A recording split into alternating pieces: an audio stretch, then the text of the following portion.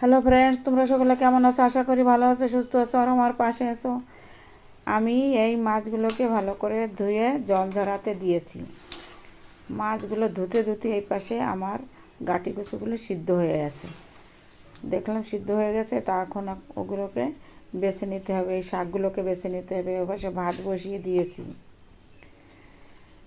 এখন এই ঘরে অনেক কাজ থাকে, যে এলোমেলো রয়েছে, এই সমস্ত বিছানা বিছানা সবগুলো আমি এর মাঝখানে মাঝখানে করে নিয়েছি। আর এখন আমি কড়াই বসিয়ে দিয়েছি, মাছগুলোকে ভেজে নেব। লবণ আর হলুদ পরিমাণ মতন দিয়ে নিয়ে মেখে নেব। মাখানো হয়ে গিয়েছে। এখন আমি কড়াই ভালো করে গরম করে তেল দিয়ে দিয়েছি। ওই তেল গরম হতে হতে এই পাশে উচ্ছেগুলো ভালো করে ধুয়ে নিয়েছি।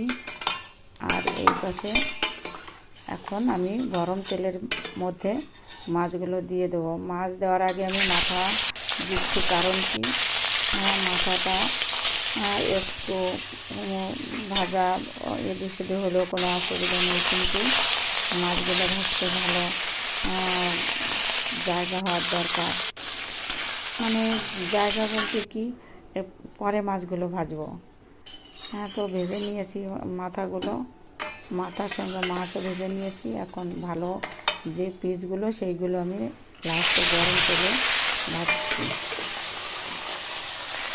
দিয়েছি একটা একটা করে, বেশ বড়ো বড়ো পিস, কিন্তু যার জন্য একসঙ্গে দিলে ভেঙে যায় কিনা আমি দেখছি, তা দেখছি না, ধরে ধরে কড়াইটা অনেকটা বড় আছে।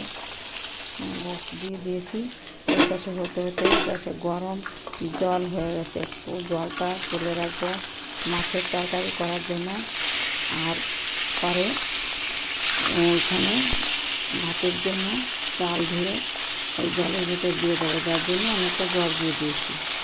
এই পাশে মাছ একটা উল্টানো, মানে পাল্টে দিচ্ছি। আর ওই পাশে জলটা তো গরম হচ্ছে, ওই পাশে চাল ধুয়ে নেব।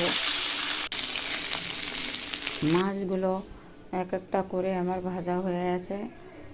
দেখো, বেশি একটু কড়া ভাজা করে নিয়েছি। এবার গরম কড়াইতে জিরে ভেজে তুলে নিয়েছি, তারপরে তেজপাতা আর জিরে দিয়ে গাঁটি কচু, কাটা গাঁটি কচু ছেড়ে দিয়েছি। তারপরে লবণ হলুদ দিয়ে একটু ভেজে আমি এই মাথা লেজ দিয়ে রান্না করব।